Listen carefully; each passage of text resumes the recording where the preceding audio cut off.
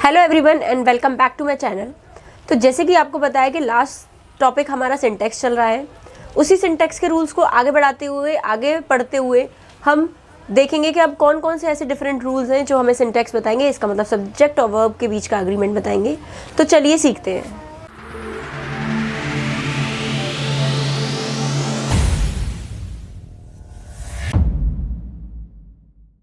तो जैसे कि आपको पता है कि ऑलरेडी हम सिंटैक्स पढ़ते हुए चले आ रहे हैं, जो कि मैं बता चुकी हूँ। तो लास्ट 2 वीडियोस में हमने सिंटैक्स के 20 रूल्स पढ़े थे, तो आज हम पढ़ेंगे 21st रूल। तो 21st रूल हमारा क्या कह रहा है कि each of, either of, neither of, ये तीनों जो है क्या है, इन तीनों जहाँ भी हमें रिप्रेजेंट होंगे या कह सकते हैं जहाँ भी ये प्रेजेंट होंगे वहाँ पर हम प्लूरल नाउन या प्रोनाउन का यूज़ करेंगे। प्लूरल नाउन और प्रोनाउन का यूज जरूर करेंगे, लेकिन हम वहां पर वर्ब कैसे लाएंगे, सिंगुलर। इसका मतलब सब्जेक्ट होगा हमारा प्लूरल, लेकिन वर्ब होगी हमारी सिंगुलर। तो सब्जेक्ट और वर्ब का ये बीच का हो गया हमारा अग्रीमेंट। इसी के बेसिस पर अब हम देख लेंगे पहले एग्जाम्पल्स। फर्स्ट एग्जाम्पल क्या कह रहा है हमारा, each of them wants to go. Each of them wants to go, इनमें से सभी क्या करते हैं, जाना चाहते हैं। Either of you is to be rewarded, हर कोई, तुम में से हर कोई क्या होगा, रिवॉर्ड किया जाएगा, यानी उसको रिवॉर्ड मिलेगा। तो अब हम आते हैं अपने रूल नंबर 22 पे। तो रूल नंबर 22 में मैं आपको अगर बताऊं तो वहां पर 2 सिचुएशन हमें मिलेंगी, जिसमें हम दोनों ही सिचुएशन में डिफरेंट वर्ब और डिफरेंट सब्जेक्ट का यूज करेंगे। तो हम अगर फर्स्ट कंडीशन के बारे में बात करें तो फर्स्ट कंडीशन हमारी क्या करिए कि many, a good many, a great many.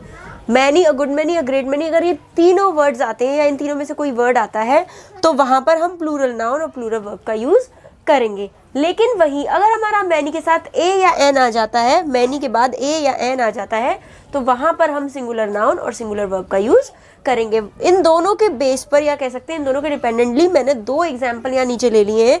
तो फर्स्ट वन है हमारा, many students have participated here. बहुत सारे बच्चे यहाँ पर पार्टिसिपेट करेंगे। तो यहाँ पर स्टूडेंट्स, मैनी स्टूडेंट्स हो गया आपका सब्जेक्ट और हैव हो गया आपका वर्ब। तो ये क्या बताया था हमने कि मैनी अगर कहीं दिया होगा तो वहां पर प्लूरल वर्ब या प्लूरल नाउन का यूज करेंगे। नेक्स्ट आ जाता है हमारा सेकंड वाला, जहां पर हमने बोला कि मैनी के साथ ए या एन लगा होगा तो वहां पर हम सिंगुलर वर्ब और सिंगुलर सब्जेक्ट का यूज करेंगे। तो यहाँ पर क्या बोलते हैं, मैनी अ लगा हुआ है, तो यहाँ पर क्या दिया हुआ है, स्टूडेंट यानी सिंगुलर सब्जेक्ट और हैज यानी सिंगुलर वर्ब। आई होप आपको रूल नंबर 21 और 22 समझ में आ गए होंगे। अब हम आगे बढ़ते हैं और चलते हैं रूल नंबर 23 पर। अब नेक्स्ट है हमारा रूल नंबर 23।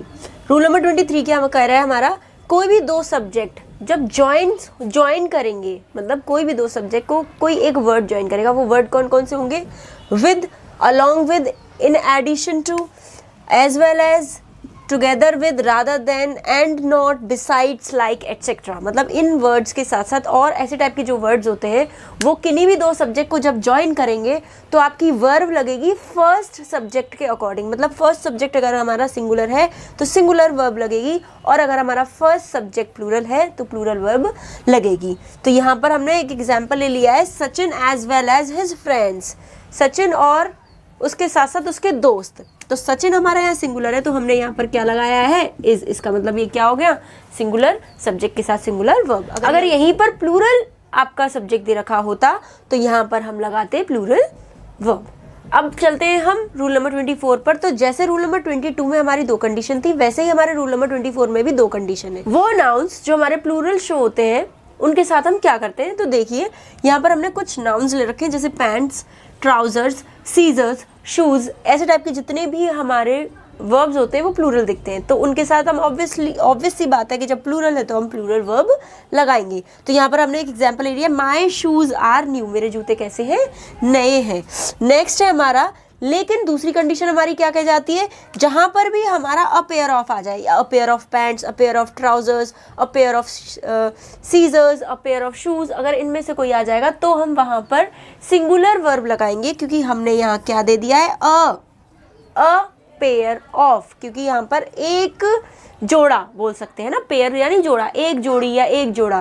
तो जैसे कि हम बोले अ पेयर ऑफ, हमने एग्जाम्पल जो लिखा है उसे हम देखेंगे, अ पेयर ऑफ सीजर्स, एक जोड़ी कैंचियों की हमने खरीदी थी।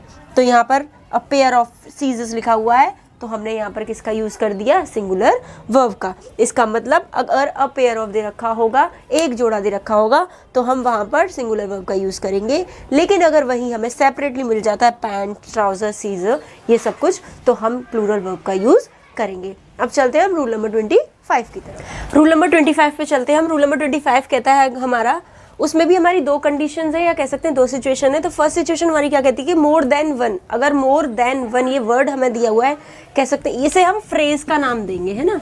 तो जो अगर हमारा फ्रेज दिया हुआ है मोर देन वन, तो वहाँ पर हमारा सिंगुलर सब्जेक्ट होगा, और तो वहाँ पर हम सिंगुलर सब्जेक्ट है तो सिंगुलर वर्ब का यूज़ करेंगे। नीचे हमने एग्जाम्पल भी दिया है, more than one student was absent, एक से ज़्यादा बच्चे क्या है, एब्सेंट है। दूसरी कंडीशन क्या है हमारी, जैसे मोर देन वन जो हमारा दिया हुआ है, तो मोर और देन के बीच में अगर हम प्लूरल सब्जेक्ट ले लेते हैं, अगर हम प्लूरल सब्जेक्ट ले लेते हैं मोर और देन के बीच में, तो वहाँ पर हम प्लूरल वर्ब का यूज़ करेंगे। कैसे, नीचे हमने एक एग्जाम्पल में दिया हुआ है कि more books than one have been brought by Navneet, एक से ज़्यादा किताबें नवनीत ने खरीदी थी। तो मैं आशा करती हूँ कि दोनों ही एग्जाम्पल्स आपको समझ में आ गए होंगे। अब चलते हैं हम रूल नंबर 26 पे। रूल नंबर 26 कह रहा है हमारा, सिंगुलर कोई भी नाउन अगर प्रीपोजिशन से पहले लगा होगा, तो कोई भी प्रीपोजिशन से पहले अगर हमारा सिंगुलर नाउन लगा हुआ है, तो वहाँ पर हम सिंगुलर वर्ब का यूज़ करेंगे। For an example, man after man is coming here, एक एक करके आदमी दर आदमी यहाँ पर आते हुए चले जा रहे हैं। नेक्स्ट है हमारा रूल नंबर 27। रूल नंबर 27 कहता है हमारा, हमारी कोई भी डिज़ायर, अनफुलफिल्ड जो डिज़ायर होती है, जो कभी पूरी नहीं हुई, या विश या कंडीशन, अगर हमें ये तीनों चीज़ें दी हों, उनके साथ हमारा टू भी लगा हुआ हो, कोई भी अनफुलफिल्ड डिज़ायर, कोई विश या फिर कोई भी कंडीशन हमें दी हुई है और उसके साथ हमारा टू बी लगा हुआ है, तो वहाँ पर हम वर का ही यूज़ करेंगे, चाहे सिंगुलर सब्जेक्ट हो चाहे प्लूरल सब्जेक्ट हो। तो नीचे हमने फॉर एन एग्जाम्पल लिया है, she wishes she were a bird, वो आशा करती है कि अगर वो एक चिड़िया होती तो कुछ और उसका जीवन होता, या जो भी है। तो अब हमारे हो गए रूल नंबर 27 तक। अब हमारे 2 या 3 रूल्स और बचे हैं जो कि सिंटेक्स में हैं, उन्हें भी हम देख लेंगे और उसके बाद हम अपना सिंटेक्स टॉपिक जो है क्लोज कर देंगे। नेक्स्ट और 28 रूल क्या कहता है हमारा, कि अगर हमें कोई एडवर्ब दिया हुआ है या एडवर्ब का प्लेस दिया हुआ है, तो वहाँ पर हम क्या करेंगे, वर्ब और सब्जेक्ट का कैसे कॉम्बिनेशन बनाएंगे कि हमेशा सब्जेक्ट से पहले हम वर्ब को रखेंगे, और हम वर्ब कौन सी लेंगे, सिंगुलर या प्लूरल, वो डिपेंड करता है कि हमारा सब्जेक्ट सिंगुलर है या प्लूरल। नीचे हमने एग्जाम्पल लिया है, तो आप देख पा रहे होंगे कि डज हमने पहले लगाया, इसका मतलब वर्ब हमने पहले लगाया है और सब्जेक्ट यानी शी हमने बाद में लगाया है। Hardly does she goes to the college, मुश्किल से ही वो कभी कभी कॉलेज जाती है, मतलब मुश्किल से ही वो कॉलेज में जाती है।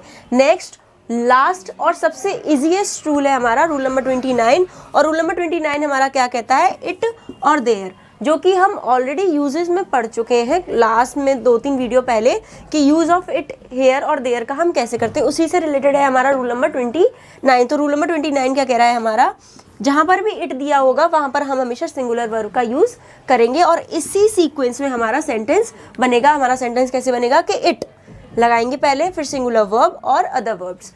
इट और देयर का यूज़ जब हम एज अ इंट्रोडक्टरी करेंगे, है ना, कि हमें इंट्रो दे रहा है, जो इट और देयर है हमारा फर्स्ट पर्सन कह सकते हैं, इंट्रोडक्टरी पर्सन है, तो हम वहाँ पर सब सेंटेंस बनाएंगे इट, फिर सिंगुलर वर्ब, फिर अदर वर्ड्स।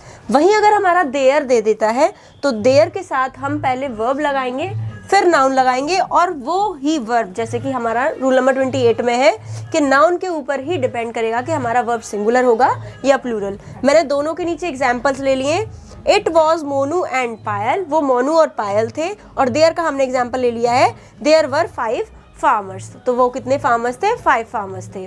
आशा करती हूँ सिंटेक्स में मैंने जो तीनों वीडियोस आपके लिए रेगुलरली बनाई हैं वो आपको अच्छे से समझ में आई होंगी।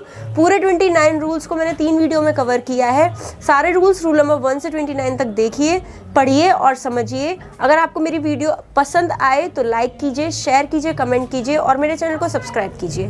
Thank you.